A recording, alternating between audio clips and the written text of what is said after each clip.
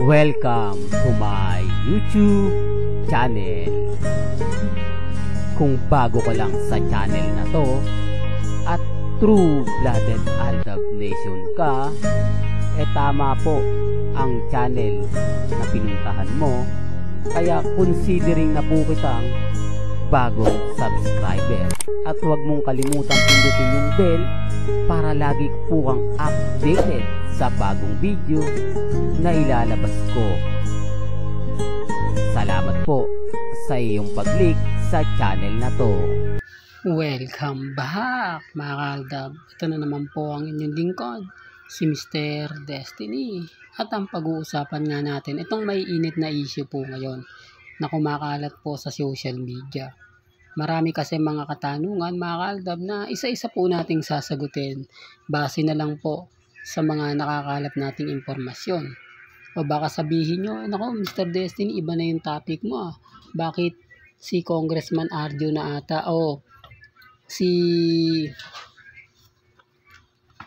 Ogie Diaz na ang pinag-uusapan mo? Hindi na si Mengay yung Aldab. Ito po yung pinakamainit kasi mga kaaldab. Sabi ko nga po sa inyo, habang busy ngayon ang pamilya Paul Quezon, puntaan po muna natin ang mga nagaganap at nangyayari. Nagaya nga po ng pinapaliwanag ko, hindi na po issue, wala na pong issue sa Katden. Ito po, nakikisawsaw po dito ngayon si Ogie Diaz. Dahil mainit nga po ang Metro Manila Film Festival. Ito kasi yung kumbaga kauna-unahan nagbalik yung mga bigating artista po na naglaban-laban. At syempre, hindi naman lingid sa inyong kaalaman na mas maraming award nga po ang nakuha ng GMA Network kung ikukumpara nyo sa ABS-CBN. Kaya nga po nakikisawsaw itong si Ogie Diaz. Alam naman po natin na taga ABS-CBN to. Ilan nga po bang palabas sa ABS-CBN ang kumbaga ipinalabas ngayong taon? Kay Vice Ganda, kay Topak, tapos yung isa pa. Kaya nga po nakikisawsaw to. Kaya nga po sabi ko nga po sa inyo, ito yung patunay na kung saan sino yung trending, sino yung pinag-uusapan, andyan siya. Di po ba? Kaya nga pinipilit ko po dun sa mga taong nagre-react at nagko-komento na maglabas kayo ng resibo, maglabas kayo ng ebidensya na magpapatunay na fake news ako. Di po ba? Na habang mainit pa, nakikisawsaw po sila. Bakit hindi po nila ibalita yung Katden, si Alden Richards, si Catherine Bernardo, umalis daw po ng bansa, pumunta raw po ng Amerika, sumunod nga po raw. Bakit wala? Tanging ang maririnig nyo lang po at mababasa sa mga Katden fans. Pero ngayon wala na. Yan ang pinapaliwanag ko na gusto ko pong ipaintindi. Na pagdating po kasi sa showbiz, kung ano po yung sikat, kung ano po yung pinag-uusapan, yun po yung nakikisawsaw sila. Mainit dati yung Katden, kaya mas marami pong nakisimpatya. Ngayon, mainit ang Metro Manila Film Festival. Kaya nga naman po, mas marami ang nakikisawsaw. Tapos eto, balikan po muna natin si Mengay bago natin ituloy yung topic na yon. Wala po sila maipakitang pruweba o resibo man lang na si Mengay nga po nasa District 1 lang daw po ng Quezon City. Hindi daw po umalis. Bumalik din daw po pagkatapos nga po raw pumunta sa pamilya niya. Nagba-family bonding daw po sila ngayon ni Congressman Arjo. Ulitin ko lang po at i-remind kung totoo po yung mga sinasabi nila at kung malapit po sila kay Mengay at sa pamilya Atayde, may update po sila. May mga bibigyan po sila ng mga post niyan ni Ibiang, di po ba? Ito, ulitin ko lang po. Kung matatandaan nyo ng mga panahon ng Aldab, sino nga po ba yung nagbibigay sa amin ng post? Si Nikki, si Colleen, si Dean. Sila po yung nagpo-post na sinabi nila na kung ngari daw po, nagalit daw po si Nanay Dab at si Tatay Dab dahil si Mengay nga po kumbaga nagbuntis ni Richard Paul Quezon.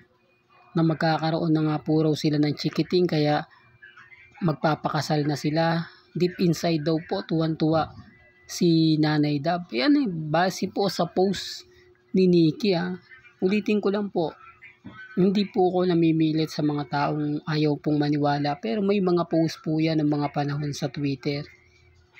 Di po ba? Kaya tignan nyo po yung Twitter ngayon nila, puro bago po.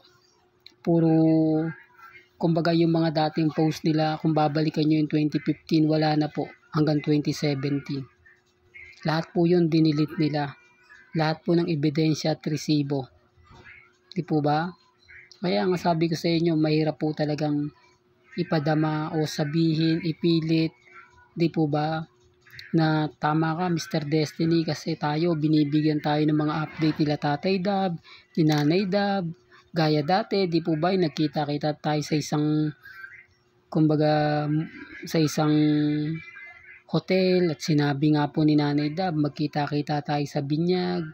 Di po ba? Sa isang private event na kung saan nga po naandun si Tatay Dab, si Daddy Bay, sinabihan ni Daddy Bay na balae, at sinabi ni Alden Richards na magiging lolo na yan.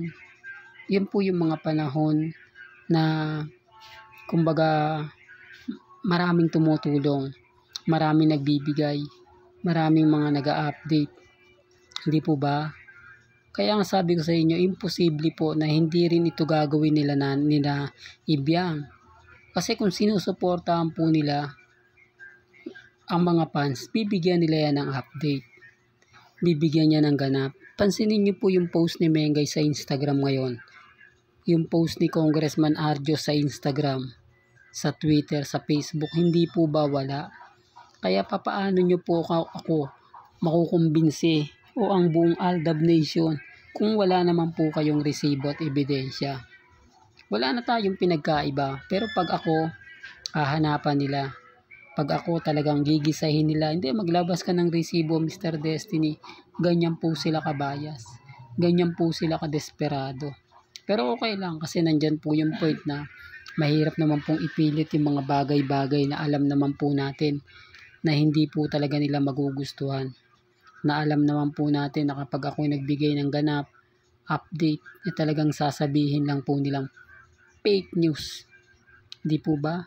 At balikan natin itong kanina nga po ang Metro Manila Pin Festival. Ito po yung pinaka-latest na nakuha nating update. Bakit 3-star lang po ang binigay sa The Kingdom?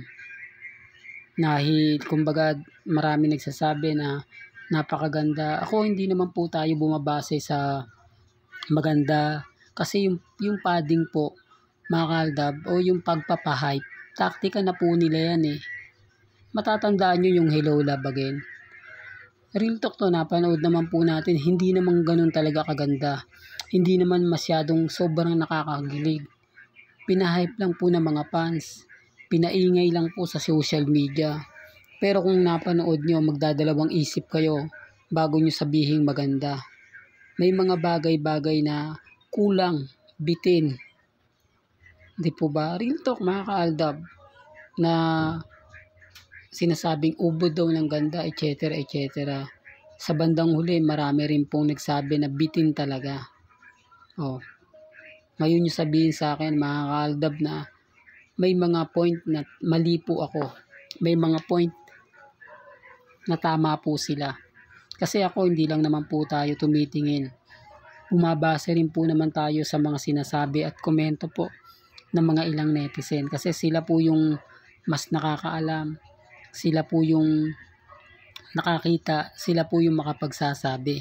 Kasi kung napanood mo nga, pagkatapos nagustuhan mo lang siya, pero yung iba parang may hinahanap na kumbaga kakaiba. Gaya nga po ng pagiging seryoso ni Bossing sa pagiging ng pelikula. Siyempre maraming nagulat na Bossing yan di po ba?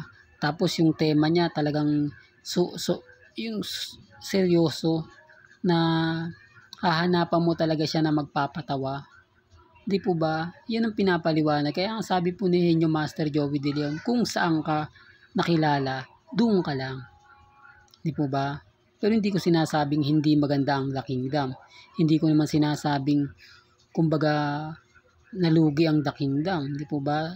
Bumabase lang po ako sa mga nagiging reaksyon at komento po ng mga netizen.